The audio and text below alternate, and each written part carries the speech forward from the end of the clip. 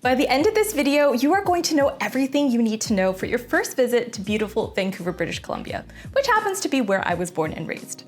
Now, in case you're new here, hi, I'm Christina from happytowander.com, and this channel is all about practical travel tips from someone who's been there, done that, so be sure to like and subscribe if that sounds like your kind of thing. Now, before we start, I do want to acknowledge that the city of Vancouver is situated on the unceded traditional territories of the Musqueam, Squamish, and Tsleil-Waututh nations, so be sure to incorporate some activities involving Indigenous culture and history if you can. Indigenous Tourism BC is a great resource for finding Indigenous-owned and run businesses, but some great starting points in Vancouver include the Bill Reid Gallery of Northwest Coast Art downtown and the Museum of Anthropology at UBC, as well as salmon and bannock for First Nations cuisine if you want to try it. They even have a location at the airport actually if you want to grab it before you head out. Now let's get started with some Vancouver travel planning tips, beginning with when to visit. Now I'm definitely biased, but I do think of Vancouver as a great year-round destination, even though haters will say that it isn't. It honestly all depends on what you're coming for though. Most people will recommend summer as the ideal time to visit because the weather is of course at its best for all the outdoorsy activities that the city is known for, and there's a lot of great events as well like street festivals and the annual celebration of lights fireworks. But honestly, spring and fall can be great times to explore too. You just have to layer up a bit and maybe expect a higher chance of rain. Fall of course comes with the perk of the beautiful colors and foliage from October to November, while spring from March to April usually means gorgeous cherry blossoms all over the city.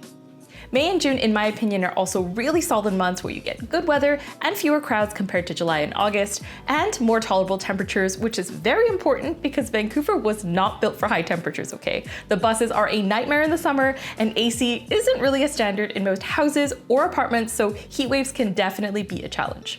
So yes, there's no bad time to come so long as you dress for the weather and aren't scared of random rain. The only time I might avoid if you're not into snow sports at all is winter because it can get really gloomy here, but there's still lots of fun events like the Christmas festivities, then annual events like Dine Out Vancouver where restaurants have set menus for a cheap price, and the Hot Chocolate Festival as well. So don't stress, Vancouver can be amazing any time of year. In terms of how long to stay, there's a ton to do in Metro Vancouver, which includes these 21 municipalities. And while you're here, you'll definitely want to get out of the city to explore more nature and scenery around. So I'd personally say 5 days, if not a week minimum. If we're talking just the main sites in and around downtown Vancouver though, 2 days is probably enough. Next, let's talk about where to stay. Downtown Vancouver is definitely the main area of choice for most first-time visitors just because it's close to the sites. But to be honest, it is the most expensive, and some parts of downtown are just frankly not that nice to stay in. If you want to stay downtown, I would recommend picking somewhere around Cole Harbour, the West End, or Yaletown, basically anywhere closer to the water. The central downtown core itself can be fairly chaotic and busy, and honestly not the most comfortable to walk around after dark, though on or around Robson Street is usually fine. All that said, if you don't mind using public transport, then any hotel that is near a SkyTrain station will get you downtown reasonably quickly, and might be a better option. My personal recommendation is somewhere around Lonsdale Quay in North Vancouver. The hotels here can be way cheaper than downtown, and you're only a 12-minute sea bus ride from Waterfront Station. The commute is also stunning, plus you're close to lots of nature-oriented activities once you're on that side of the water. Now let's move on to Vancouver transport tips and getting around. If you're flying into Vancouver, then the good news is getting to the city center from the airport couldn't be easier.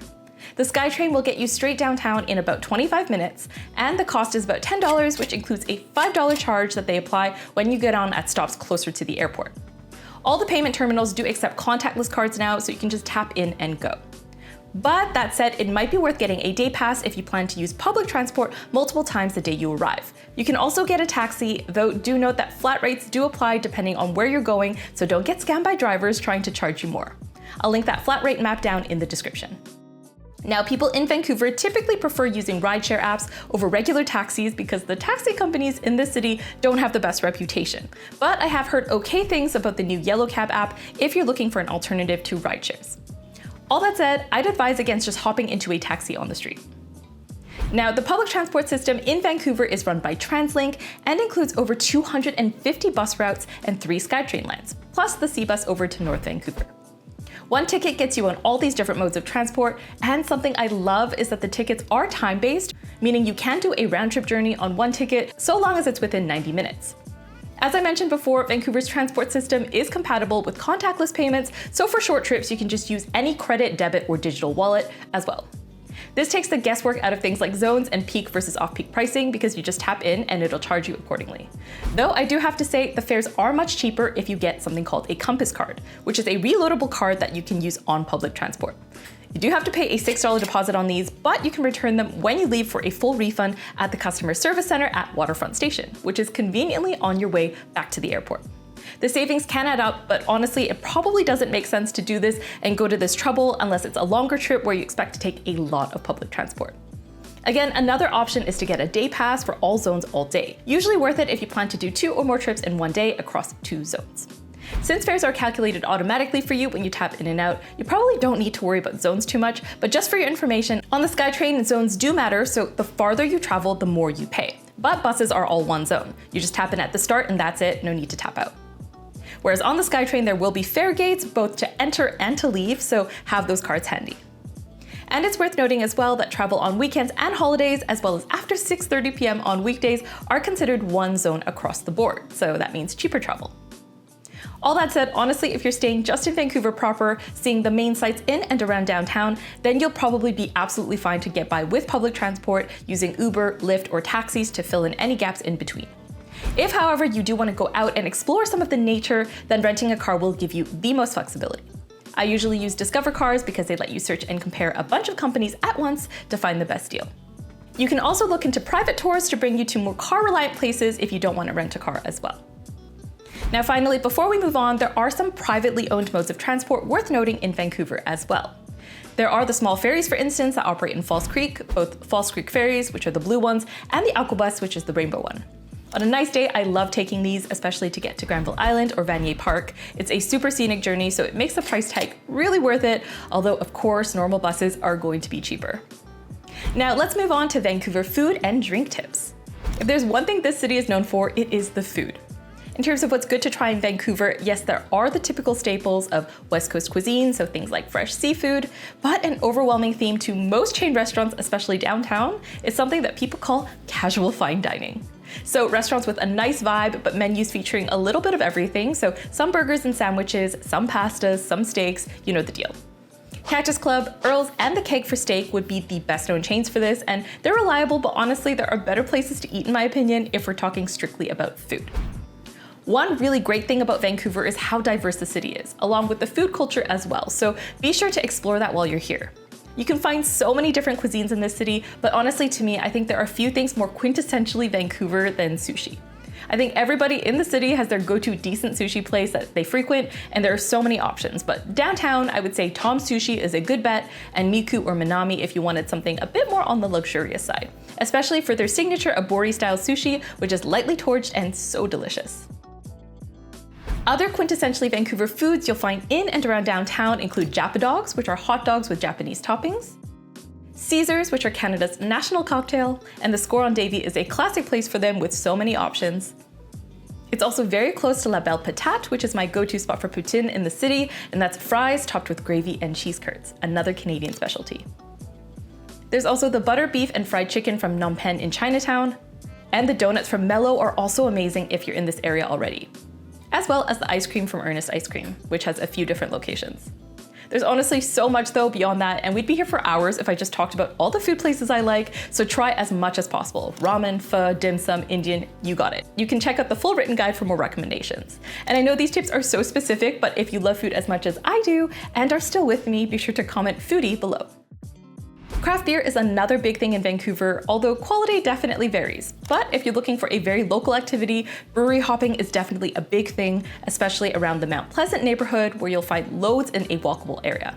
And the city is beyond obsessed with brunch as well. Jam Cafe and OEB are popular casual favorites, whereas Maxine's is good if you want something higher end. Now, without a doubt, dining out in Vancouver can get expensive, especially because the standard tip here is about 20% these days. So if you're looking to save some money, happy hour is definitely the way to go. These specials typically run from 2 to 5 p.m. or sometimes 3 to 6 and involves great deals on food and drink. Especially because as tourists, you have a lot more flexibility with your schedule, this can be a great way to eat and drink for way less. Some places will also do all-day happy hours on non-peak days like Monday or Tuesday, and other great specials throughout the week, so be sure to do some research and keep an eye out. And this is a very niche tip, but if you want a super filling and affordable bite downtown, the Costco in downtown Vancouver across from Rogers Arena is one of the few left that offers food court access for everyone, even those without a membership. So yes, we're talking $1.50 hot dog and drink combos, plus the best soft serve ice cream, $2.99 pizza slices, you name it, and obviously it's good. So this is an especially nice option if you're going to an event at Rogers Arena or BC Place, definitely a local rite of passage, so you can kind of pass it off as a cultural experience. Next, let's talk about Vancouver tips for attractions. I'm not gonna lie, sightseeing in Vancouver is so expensive. There's unfortunately not many ways around this if you want to see those specific paid spots like the aquarium or Science World, because unlike other large cities, there aren't any sightseeing passes that will save you a great deal of money. But luckily, if you're flexible, some of the best things to do in the city happen to be free. So if budget is a concern, I would personally prioritize free activities first rather than spend hundreds of dollars going to museums and paid sites. In terms of free things to do, walking or biking the Stanley Park seawall is a must. I really don't think you get the full Stanley Park experience without doing the whole seawall, so be sure to check that out.